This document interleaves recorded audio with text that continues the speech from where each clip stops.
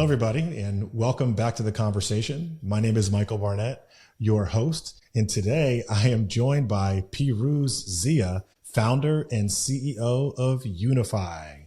Super excited to have Pirooz on the show today. Unifi is actually a partner of Loanspark, and we are super bullish about our partnership and the business that we're doing and the business that we intend to do in the future. Pirooz, glad to have you here. I'm so happy to be here. Thank you for making time for me, Michael, and I look forward to our conversation. Amazing. So let's just jump right into it, Pirooz.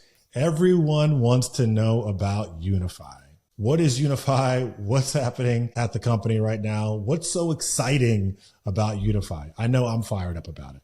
Well, thank you. Thank you so much. It's been a labor of love. And let me tell you a little bit about what Unifi is and what it does. We are a company that was created for clinicians, by clinicians. And the issue, Michael, is that clinicians are smart. Healthcare professionals are smart. And they tend to go to dental school or medical school to learn their craft, but they're given very little business training. So if they come out and then they start their own practice, they want to focus on what matters most, their patients. But then there's all this other stuff that they need to deal with. The aim of my company, Unifi, is to save these clinicians their most important assets, namely their time, their energy, and their money.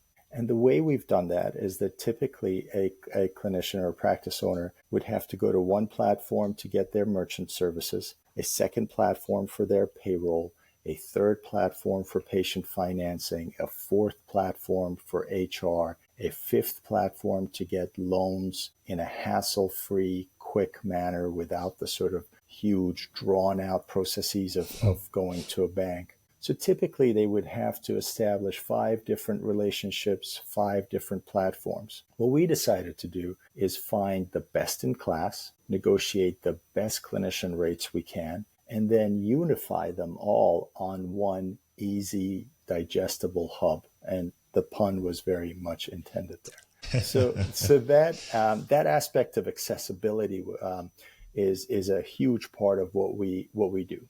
There are 2 other bits to the company which are as important to my heart. One, we have a section of the company that's called U 2.0. And what it does is we provide great business education for clinicians so they can close that knowledge gap through webinars and live events. Got it. And thirdly, we donate 5% of all of our profits to 2 charities. UNICEF and Operation Smile, which are 2 charities that are very near and dear to me. So that's the basic accessibility, allyship, and altruism is what we run on. I think it's pretty amazing that you found a problem, and I'd like to learn a little bit more about where kind of this was born out of. So I'll ask that in a few minutes, but I think it's great that you've identified a problem and you're going after it. And clearly, you're not afraid. You weren't afraid to do that. A lot of individuals who are professional, licensed individuals who have been practicing privately for a number of years and then decide to go start essentially a tech platform. So I want to hear more about that in a moment. But when we first met, you kind of were describing the platform. I see it as for doctors, by doctors. And you explained to me that, you spent a lot of your career performing root canals all day. And I'm thinking, oh my God, root canal, man. Ooh, I feel the pain already. Right. But found that pretty cool that you decided to pivot from your life before a technology platform founder. That takes it's a risk.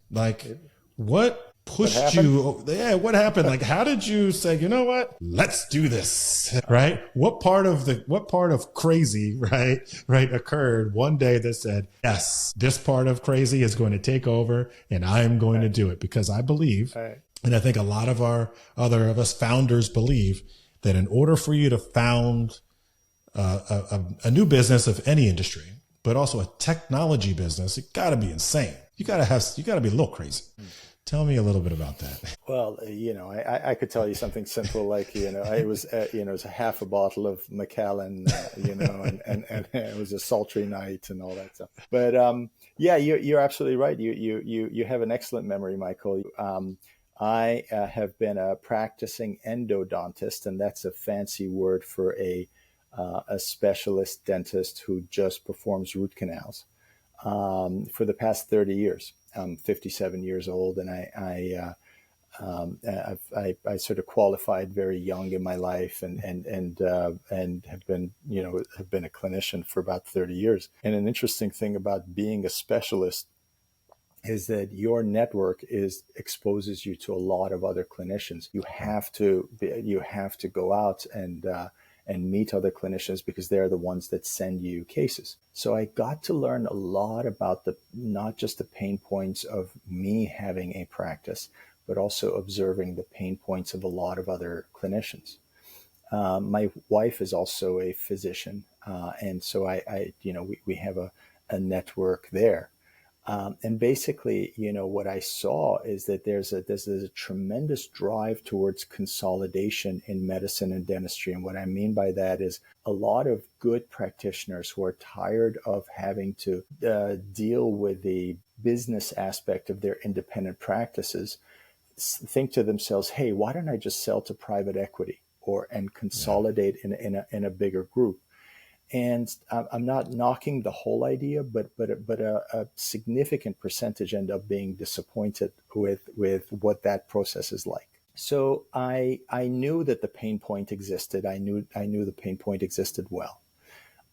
About 5 or 6 years ago, I decided, hey, I've been doing clinical endodontics for a long time. Let me not become stale. And this is one of the messages that I think is worth talking about.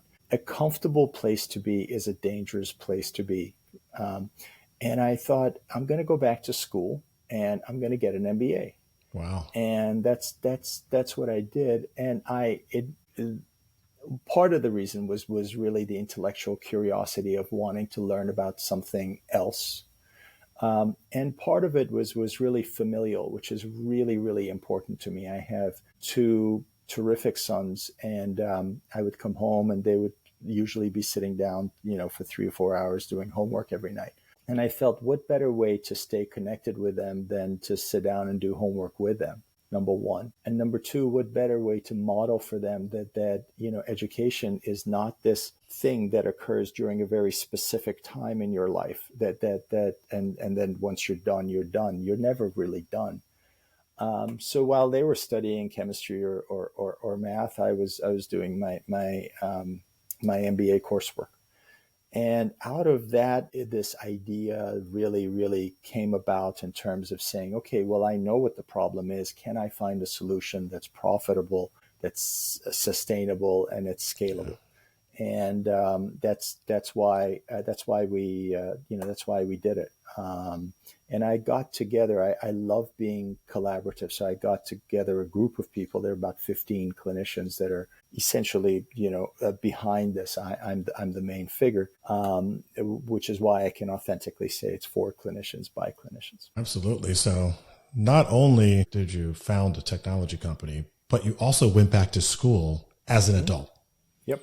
As an adult professional, by the way. So Piruz, you're definitely qualify in the crazy category, right? Mad. So you're in the group with all of us founders. Okay. You're totally accepted now. Just out of curiosity, what drove you to study dentistry? Right. What was your initial passion and drive there? Just curious. Well, this is this is a long story, but I'll make it short. I'm a child of a revolution. When I was about 10 years old in my home country of Iran, we had a revolution, and my family had to leave. And I grew up in England, and then I finally came to the States to specialize. And once you go through that sort of a cataclysmic change, or the family goes through it, the entire sort of mindset becomes very, very defensive. and very risk averse.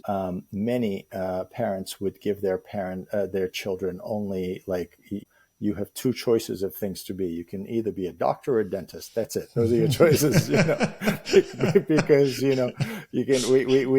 can't, my brother went into the law, and they almost thought that he's like totally abandoning the plan. It's like, you're not a doctor. You're not a doctor, So I had basically two choices. No, but my uncle was a dentist, and to give a more serious answer, although what I said was a factor. Dentistry is really difficult to do, Michael, because you're working in a very small place. It's very exacting. 1 millimeter is a long way in endodontics. So you're having to implement what is technically a very difficult thing to do on patients who are awake and anxious. And, if someone's asleep and you have to work in small areas, and it's very, very different, right? But then, so as a dentist, you have to pay particular attention to your craft at a technical level, but you also have to learn skills to absorb a certain amount of energy to become a very good communicator in terms of what the why and the what. These are skills that were useful to me later in business as well, So it's a difficult profession.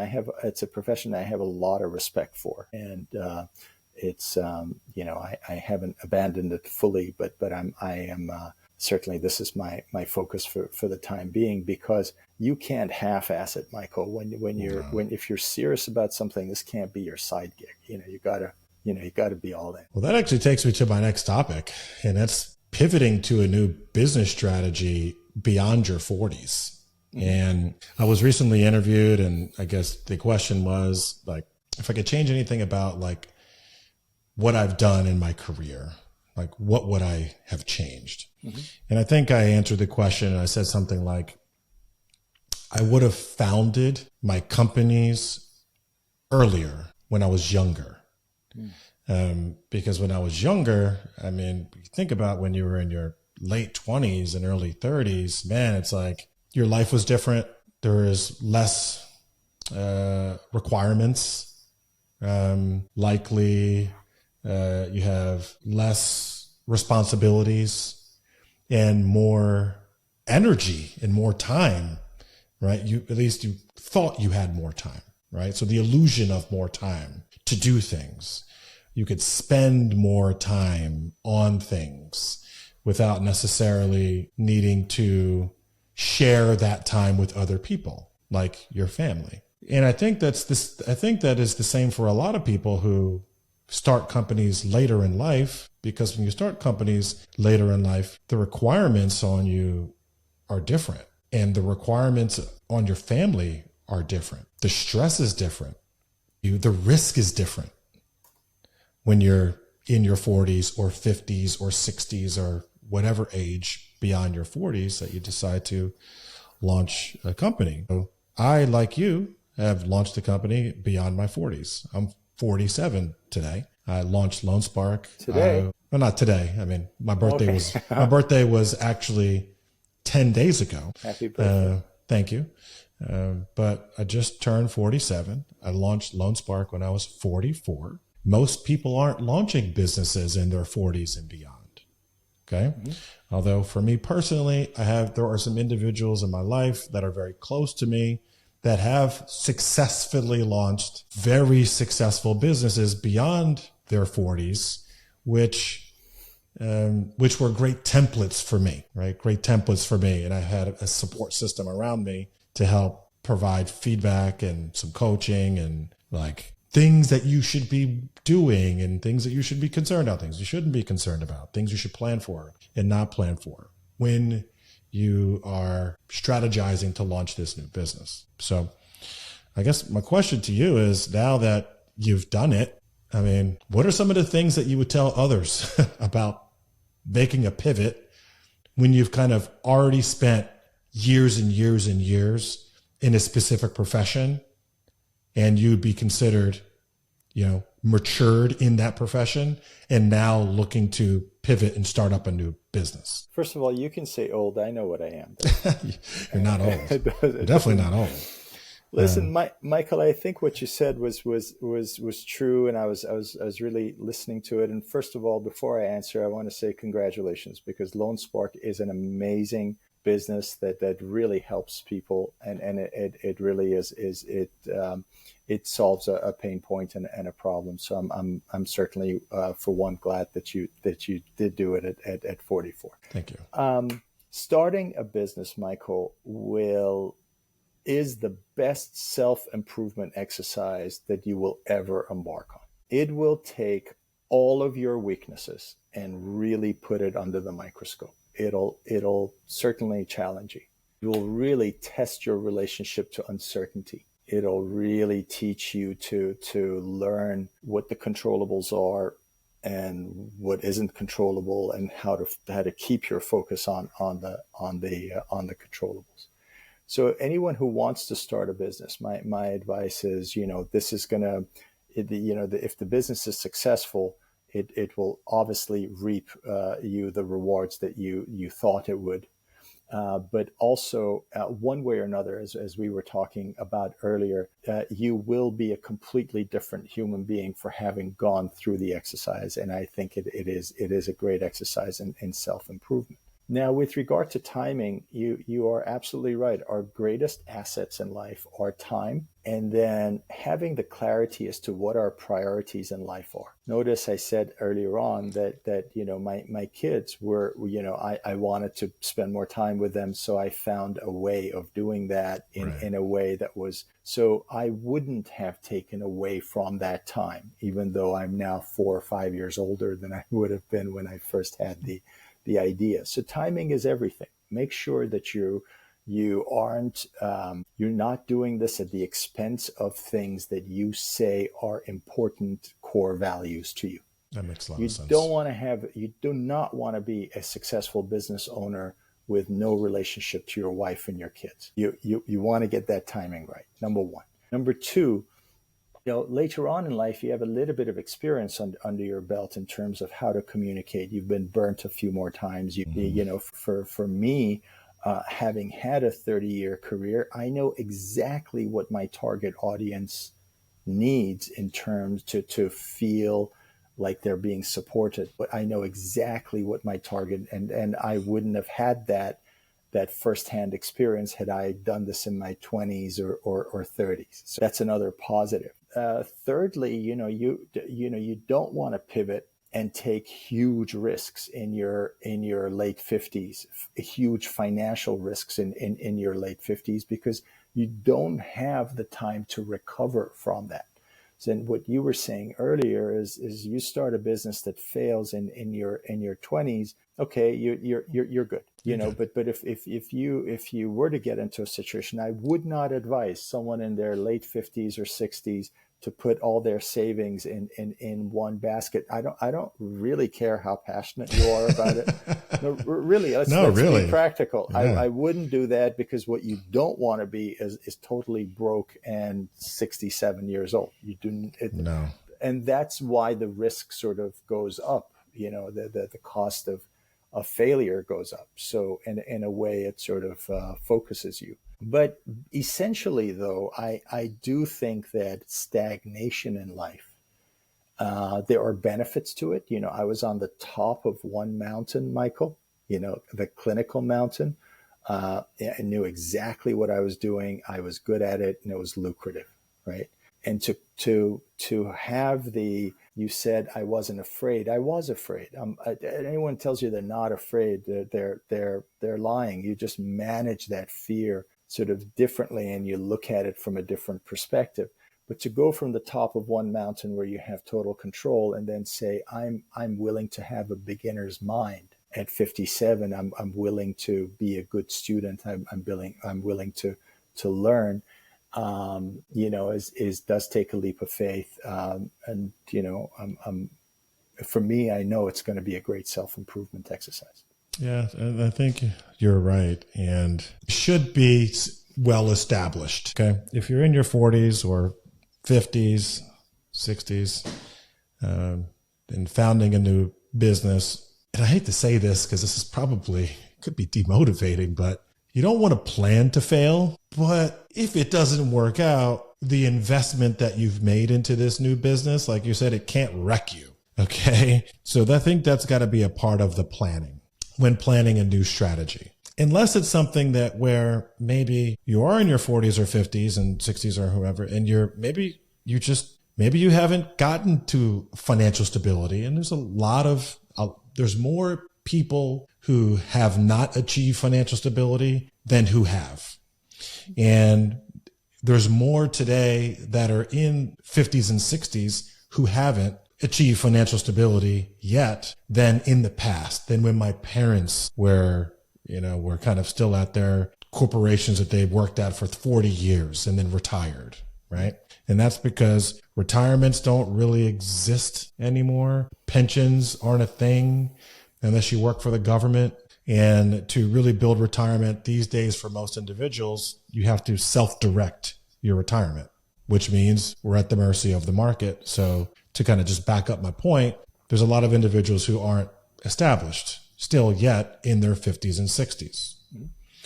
For one reason or another. So to that end, the founding of a new business venture could be seen as the solution to that. And I understand that. And if that's who you are, I think you have to swing for the fences, right? You have to, as you mentioned earlier, Piruz, if you're going to go in, you have to go all in, okay, from a time and at least an effort perspective. But I do still believe financially, you still want to have a plan B, especially if you are not in your 20s or early or mid 30s. You should have a plan B because most businesses fail. At Loanspark, we see a lot of them. Many of those companies come to us for loans at the end and we can't get them a loan. Or they come to us for loans when clearly the businesses are failing and they shouldn't be applying for a loan. What they should be doing at that point is figuring out how to wind down the business and exit the business. So the best time to apply for a loan is when you don't actually need it, believe it or not. Sure. I echo what you're saying. Basically, what I heard, with which I agree with, is listen, if you're going to be doing this later on in your life, there's one of two situations. You either have created the wealth and the stability to be able to do this, and if it doesn't work, you're not going to be you'll still have the ability to put food on the table and meet your responsibilities and educate your kids. That's the best time to do it if you can. And if you're not in that position and you're like, well, this is my chance. Okay. But find something that is a problem that you're going to solve for people, that you're going to be able to bring value to them. Don't. It's not just some pie in the sky. This is not the time for you to come up with a business idea that's going to require great imagination for someone to want to adopt, right? Number one. Number two, make sure that you have the ability to become very, very good at it and have the ability to deliver at a very, very high level. Because if you don't have that, if the demand is going to be a huge lift to try and, convince people that really, what stands between them and happiness is this flying widget that you've come up with, or if you don't know if the flying widget actually can fly or not, then this is a recipe for, you need to plan. If you're, as I think Benjamin Franklin said, if you're failing to plan, you're planning to fail. And I think that's fair. So with that said, there must have been a degree of planning that you went through to get to the point where you were comfortable in launching your vision. Are you comfortable walking through some of the key components of your strategy and plan that you had to get comfortable with to make a decision on, say, you know what, we're doing it. We're launching Unifi. I'm comfortable with my plan. I'm comfortable with the vision. I'm comfortable with the problem that I'm looking to solve. I believe the market is there, and I believe that I'll be able to kind of get to this product market fit in a short enough period of time to where it makes sense. Do you mind walking through that? Absolutely not. I'm actually, in the entire books can be written about this. So let me let me see if I can simplify it in a couple of ways. Number one, park your ego. Park your ego. If you think you have a good idea, right, that is going to work, validate, validate, validate, validate. Ask everyone on every side of this. Is this idea good? Is this, what if it doesn't work? What don't you like about it? Go to clinicians and say, what are your pain points? I think I know what your pain points are. Not one, not two, 50, right? Go to bankers, find out what their issues are with dealing with this particular market. So plan, and be willing to hear if someone says, I don't know about this. Don't shut that data out as, oh, they just don't get it. Or, make just say, okay, there must be at least 20% validity to this negative data. Let me really, really look into it. So I would do that just to make sure that the need is there. Validate a lot. Make sure the market is there. Do the market research. How many clinicians are there in the DMV area? What if, and what if this, what if that? So that would be advice number one. That's an area where a lot of business owners and founders stop. They start to do some research. Maybe they speak to a few people, or they use themselves, right, as the source of research. And then they self-validate. Okay. And then they say, oh, it's a great idea. Let's go. Let's pour everything into this thing that hasn't actually been validated, only to then figure out that the product, the service, the solution, whatever it isn't really something that people want to pay for. Right. All right. So that is great, great advice. Yeah. That if anyone is looking to found anything, you need to validate it with more than just you and a handful of your friends. Exactly. And validated with people who know something, who've done something, who have grown companies, who understand that the time and the energy that it takes to do it. Auntie Merrill is not a valid data point, So, right.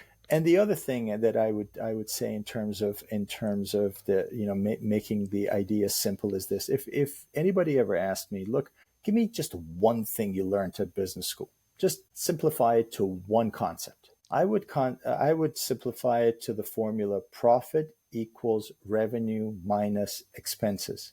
And when you're planning, Michael, underestimate the bejesus out of the revenue and right. Overestimate the bejesus out of your potential expenses. And know that it's going to cost a lot more than you thought, and it's going to take a lot longer than you thought. And make sure that if I was I tell the kids all the time, Tom Cruise is jumping from one rooftop to another rooftop. I rather he overestimates the distance and by 20% than underestimate it by 10%.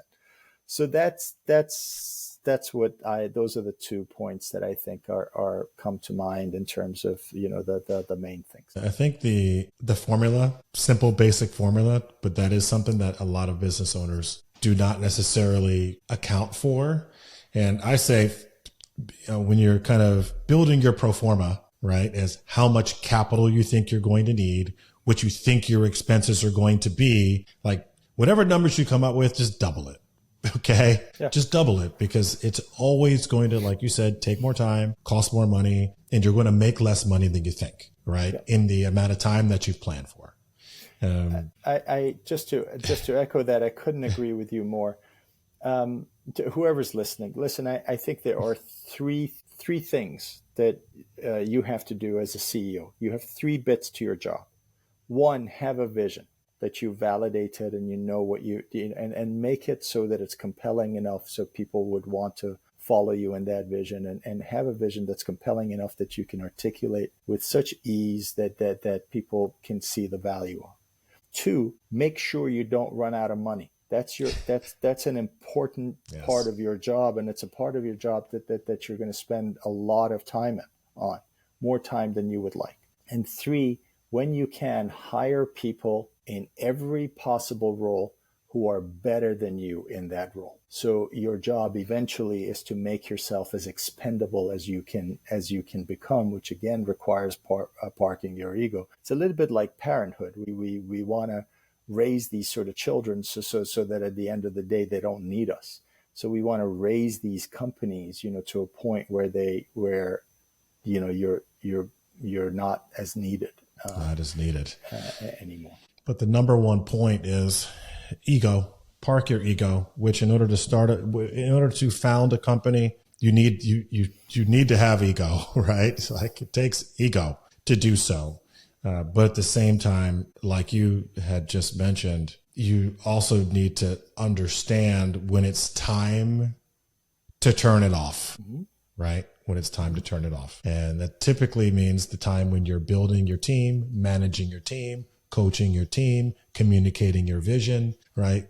When you're experiencing the good times and the bad times, right? That's the time to park your ego. Okay. Yeah. Share your ego at home if you want to, but at work, that's keep it to yourself. Good luck with that, guys. Good luck with that. Okay. So as we start to wrap things up, I'd like to spend a little bit more time speaking about Unifi, where you are right now in your growth.